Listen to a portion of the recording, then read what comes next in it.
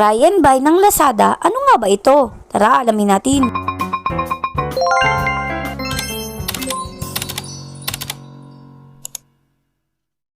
So ito nga, pumunta tayo dito sa ating Lazada app. Sa totoo lang is, matagal ko na siyang nakikita kaso hindi ko lang talaga siya pinipindot.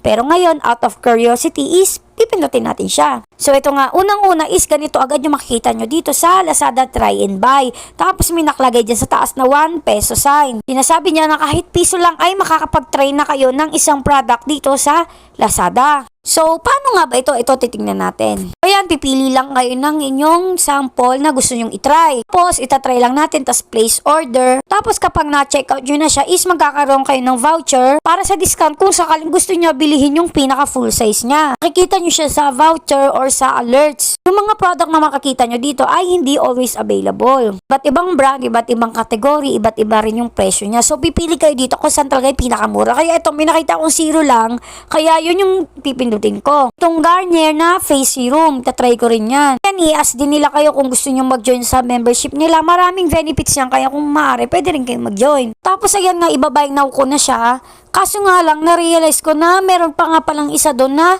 zero lang din siya. Nasasayangan kasi ako sa shipping, kaya ito yon yung isa. L'Oreal naman siya, serum din siya. Tapos yan, inaas din ako kung gusto ko mag-join ng membership, kaya nag-go na lang din ako. 3 pieces din siya kagaya ng Garnier, kaya okay na rin yon. Kung sa Garnier, meron daw 10% off, sa kanila naman, sa L'Oreal ay 30% off daw ang voucher na ibibigay. So ayan na yung dalawa, nasa card ko na, so i-check out na natin siya. Kung may voucher kayo ay magiging free shipping, kaso nga wala akong voucher, kaya binayaran ko yung shipping fee lang.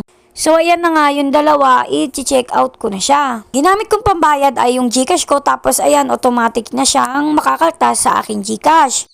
So, ayan na, okay na siya. I-wait ko na lang siya dumating. Tingnan natin kung dumating na ba agad din yung voucher na sinasabi nila na kapag bumili ka ng full size. Actually nga, hindi ko naman inaasahan yung kasi baka hindi rin naman ako bumili for trying lang talaga. Kaya nga try and buy siya para pag nahiyangan ka or humiyang sa'yo yung serum nila is pwede ka na bumili. Pagka-place order nyo is automatic na agad bibigay na nila agad yung voucher sa inyo. So, ito yung sa L'Oreal, 30% off sa worth 1,000 na items. Specific product lang siya, which is sadly talaga kasi nga syempre, mas maganda talaga kung iba. Yung sa Garnier, old video na kasi to, kaya baka nakuha ko na yung voucher na yun at hindi ko na alam kung saan na siya napunta. Or baka na-expire na siya, pero meron talaga yun. So, ito, kung makikita nyo, December 28 ko siya in-order at December 29, dumating na rin sila agad parehas. Ito yung box na na-receive ko, dalawa na siyang nasa loob. Tapos ito yung unang-una is tong Garnier, ewan ko, bahala na kayo kung anong pronounce nun. So, ayan, 3 siya. Tapos, ito naman yung isa yung L'Oreal, 3 rin siya na nasa loob. Parehas silang serum, parehas silang dumating agad, which is talagang 1 day lang talaga dumating na, o diba? Pero, ayun nga, sadly, hindi siya humiyang sa akin. Kaya, binigay ko na lang to sa iba. Pero, hindi ibig sabihin na hindi humiyang sa akin, ay hindi na rin hihiyang sa inyo. Kaya, thank you for watching. Yun lang!